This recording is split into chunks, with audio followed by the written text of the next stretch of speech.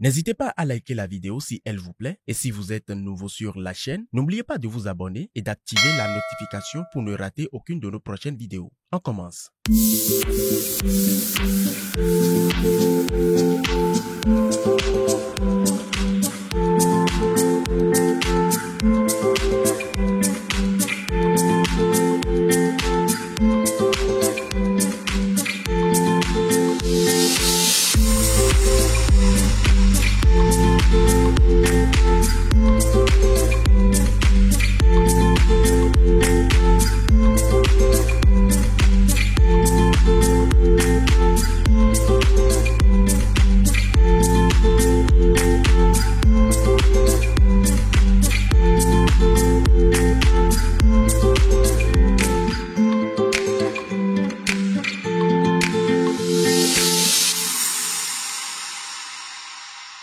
Amis internautes, bonsoir et bienvenue sur votre émission Au-delà des Églises. Aujourd'hui, je vous emmène à la rencontre de l'évêque de Ndali, Monseigneur Martin Adjou. Bonsoir Monseigneur. Bonjour. Nous souhaiterions parler avec vous du diocèse de Ndali. Mais ma toute première question serait quels sont les grands axes de votre plan stratégique? L'un des axes prioritaires, parce que pour développer tout cela, il en faudrait du temps. L'un des grands axes, c'est que chacun de nous, à commencer par le pasteur du diocèse, chacun de nous jusqu'au catéchumène, que nous devenions des témoins de Jésus-Christ par notre vivre ensemble, notre témoignage de vie et aussi par le déploiement de notre foi dans tous les secteurs de la vie. Ça, c'est très important pour nous.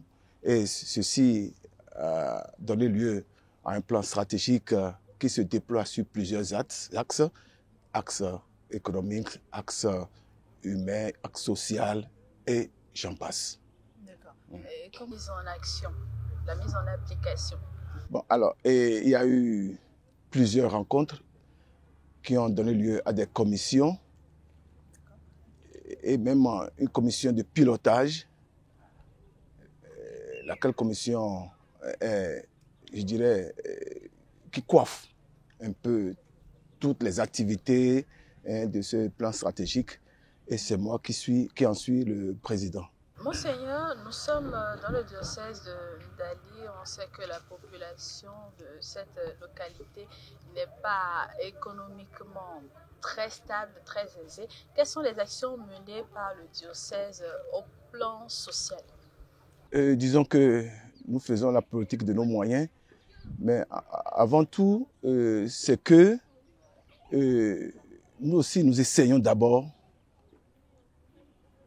de donner un témoignage de vie qui ne tranche pas avec le commun de nos concitoyens résidant dans l'ère, comment dirais-je, l'ère diocésaine, n'est-ce pas, dans l'espace diocésain. Ça veut dire quoi? Ça veut dire que essayer de vivre une certaine pauvreté. D'abord, ça donner le témoignage. Et maintenant, avoir de l'attention pour les plus déshérités. Et je crois que nous sommes beaucoup plus actifs lors des calamités, des situations de souffrance extrême. Et c'est pour cela que tous les pères, eh bien, quels qu'ils sont, eh bien, sont habilités à produire des projets que nous accompagnons autant que faire se peut à l'endroit et au bénéfice des populations, des personnes. J'ai pu constater en parcourant un peu le diocèse qu'il y avait un certain nombre de foyers. Dites-nous, quels sont les grands défis que vous relevez au quotidien au plan de l'enseignement et de l'évangélisation? Les foyers sont de deux ordres. Il y a les foyers féminins et les foyers pour les garçons. Il y en a très peu.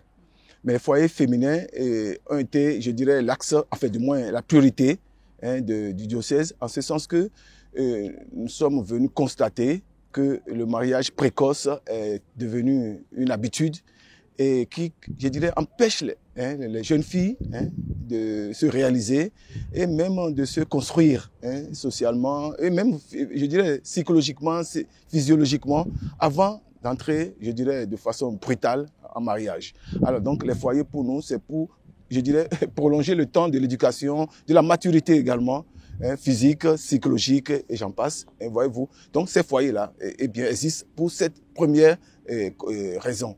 Là. Il y a aussi, on offre aussi des possibilités de formation en apprentissage, formation en métier. Et il y a aussi des élèves hein, qui sont admises, comme il s'agit des filles, sont admises dans ces foyers-là pour pouvoir, je dirais, suivre une certaine scolarité et pouvoir continuer aussi leur formation jusqu'à l'université, si cela était possible. Voilà, pour les jeunes filles. Pour les garçons, je crois que c'est d'abord pour maintenir nos catéchumènes hein, dans le giron de l'Église catholique. Parce que, étant donné que quand nos garçons ont fini leur scolarité primaire dans leur village natal, d'origine, auprès de leurs parents, et qui doivent continuer, je dirais, leur formation dans les collèges, étant donné que les collèges ne sont pas nécessairement à proximité de la maison, eh bien, on les envoie chez des oncles ou bien chez des amis qui, majoritairement, sont des musulmans et qui, fatalement, forcent ces garçons à suivre le mouvement des musulmans, à devenir musulmans autrement, l'aide n'est pas accordée. Donc, cette tuteur impose finalement leur foi musulmane à nos garçons catéchumènes. Voilà un peu la raison d'être aussi de ces foyers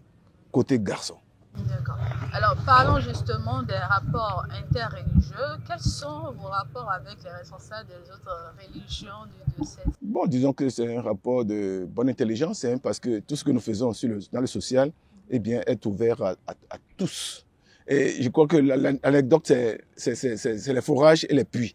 Voyez-vous, c'est heureux de voir que, eh bien, nous ne marquons jamais de façon exclusive ou bien à distinguer nos puits des autres. Non, on fait les puits et c'est pour tout le village. Et même le comité qui est organisé hein, pour la gestion de ces puits, de ces points d'eau, eh bien, ces comités sont choisis par eux-mêmes. Donc, il y a musulmans, il y a chrétiens célestes, il y a chrétiens, toutes tendances confondues. Donc, pour vous dire que, au moins, c'est une église pratique.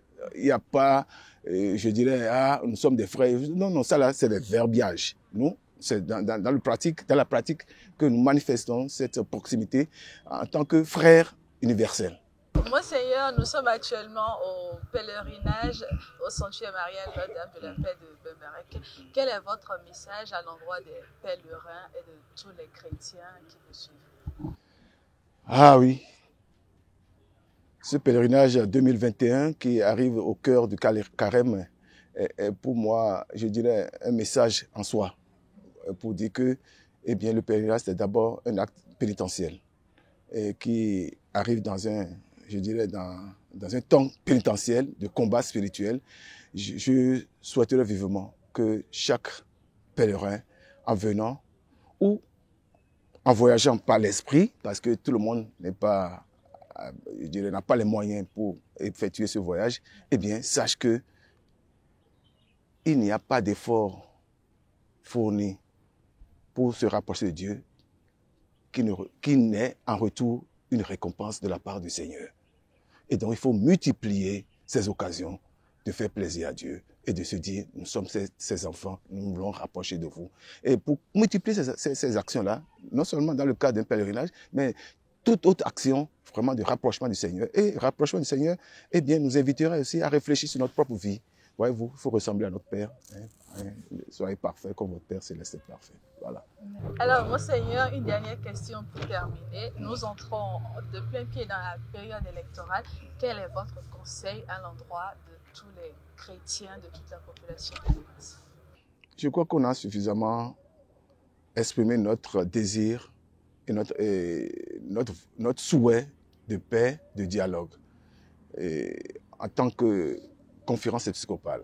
Et je crois qu'il faut se référer aux divers messages que nous avons lancés dans ce sens-là.